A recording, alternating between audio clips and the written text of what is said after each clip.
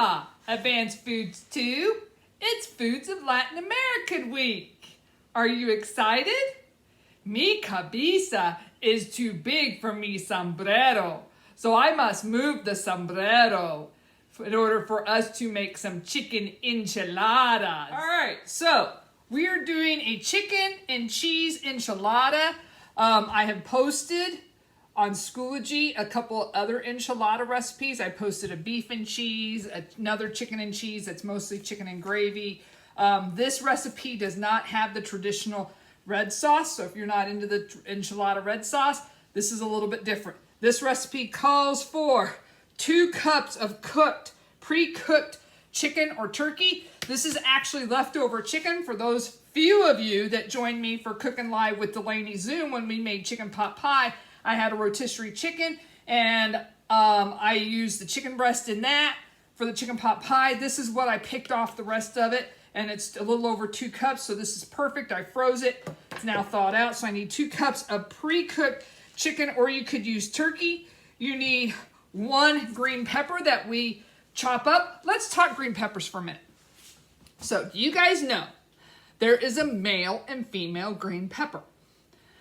If it's got 4, what we can call feet, it's a female. This has 3, so it's a male. Are they created equal? Males are better chopped up and cooked. Females tend to be a little bit sweeter and are best eaten raw. What does that tell you right there? So we're going to chop this boy up and put him into our enchiladas. We need 4 ounces of cream cheese. So when you buy an 8-ounce package, you take the cream cheese out, slice it right in half. We need a half a cup of thick and chunky salsa. I've got a cup here. I just dumped a bunch in here, so I'll get a half a cup out in a little bit. We need some 8 flour tortillas, about 6 inches, so those are the flour tortillas. We need about 4 ounces of Velveeta cheese, so that's 4 ounces right there. We got to cube that up. And we need a tablespoon of milk, okay? So, first things first, we got to preheat our oven to 350 degrees, which I've already got my oven going, because this is what's for dinner tonight at the Delaney house. We need to mix the chicken and the pepper, so I'm going to go ahead and chop up my pepper. I'm going to do that. Let me get a better knife. That's the knife I use to chop up the cheese. So I'm going to cut it, take out the seeds. You can chop up the head if you want to, the top if you want to, but I don't want to. I take out some of the ribs. I'm going to cut down. Basically, slice this, if you guys remember, from Advanced Foods 1. I'm going to cut this into what's called, we basically can call that julienne strips. We're going to cut it into strips. And I'm going to do, I actually want small pieces of green pepper. So I'm going to take a stack, make that stack, get those out of my way, and basically run a knife through it. And chop up this green pepper. This is going to get cooked before we put it in there.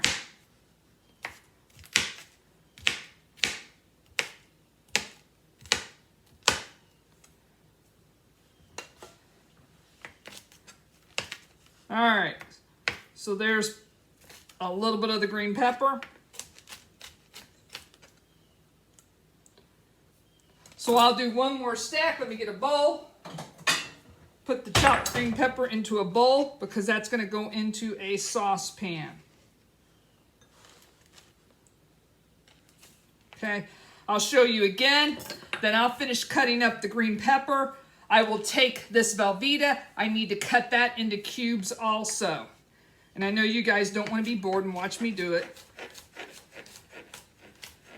So I will shut this off and I will come back with the rest of my green pepper chopped up and my cheese cubes. So I'll be back in a flash. So in a saucepan, I've got everything cut up, sliced up, Got my cheeses cubed.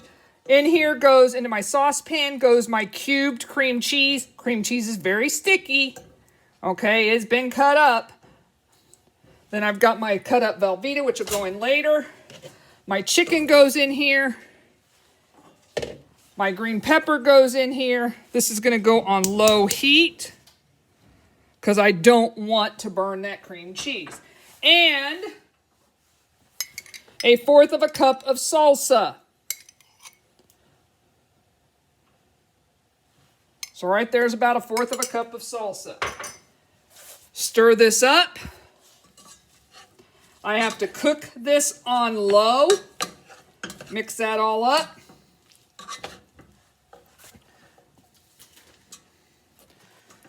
Until the cream cheese is melted, and we're going to stir it occasionally. So you have to be patient with this. I don't want to turn it up because I don't want to burn it.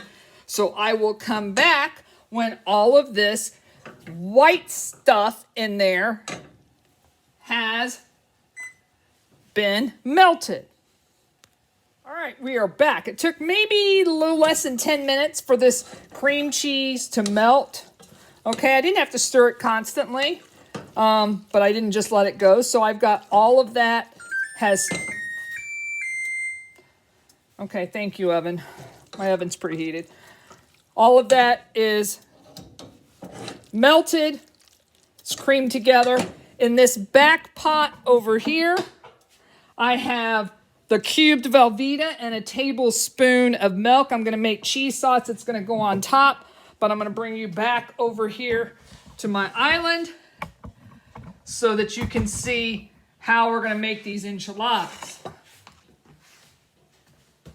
So, let me get that. So here's my mixture. Here's my pan.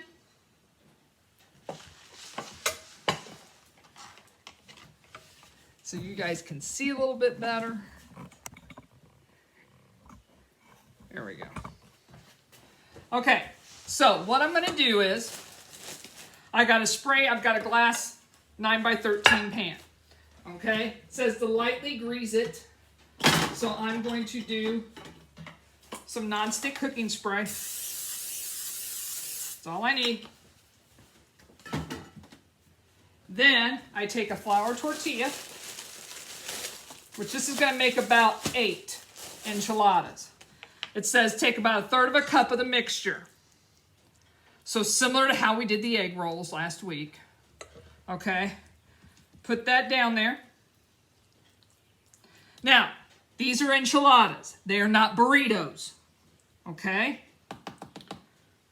And the difference is they're open on the end. You don't fold it in. You don't roll it like we did the egg rolls last week. So I'm just going to roll this, put them seam. There's my seam, put it down. Okay. So I'll do a few more of these. Then I'll finish them off. So probably about 1/3 cup of my chicken mixture.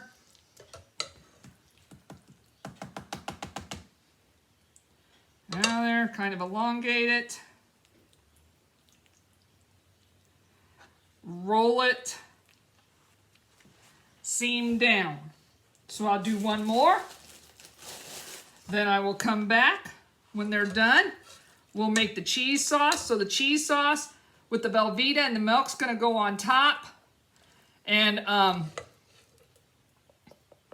so is the leftover salsa after it bakes for a little bit. Then we'll put the leftover, what salsa we have left. So kind of elongate this. About like so. Roll it. And it goes down. I will finish these up and be right back. Okay, so I only got 7 enchiladas, which isn't a major deal since there's only two of us probably going to be eating these tonight anyway. So I only got 7 enchiladas. You know, I wanted to make sure there's plenty of meat in it. So I took the Velveeta and the milk, put it on low heat, and stirred it. You get that Velveeta sauce, that cheesy sauce. Didn't put it on high heat, it will burn. So basically this gets poured over the top.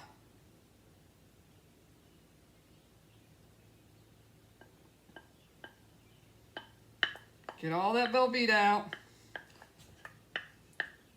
Get poured on there.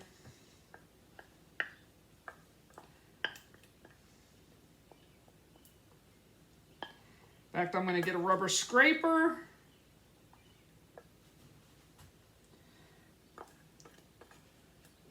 You want to do this as soon as it gets off the stove because that Velveeta starts to thicken as it cools down. So get all of that off of there. Then, all I got to do is put foil on this. There you go.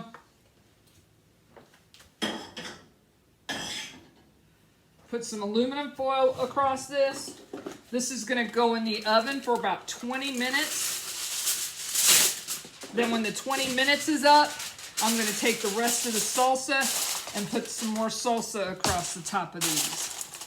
And we'll have these tonight with the guacamole dip. That's the other video that you're going to watch. The homemade guacamole, some refried beans.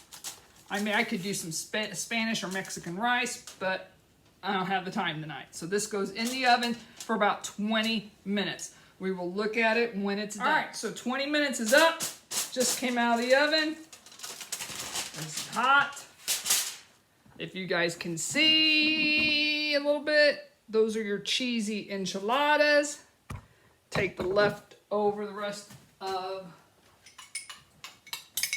I'm not going to spoon it on there, but I would just spoon it across there because my family is picky and not so sure they want salsa on their enchiladas. So anyway, something simple, easy. I posted three, I think, recipes of enchiladas, a beef and cheese one that uses ground beef. There's another one that says chicken and cheese. That one basically has a chicken gravy that goes on top. You actually make a little bit of a gravy with some chicken broth, and that goes on top. That's actually my favorite one out of all the enchilada recipes. But when I did that Zoom last week, the people that showed up, we did a little conversation on what you guys wanted to see me demo, and you guys wanted more of a chicken and cheese one that had more cheese in it. So this is the recipe that has a lot more cheese to it. So hopefully you guys will enjoy enchiladas. Happy Cinco de Mayo this week. Next up, some homemade guacamole. Woo!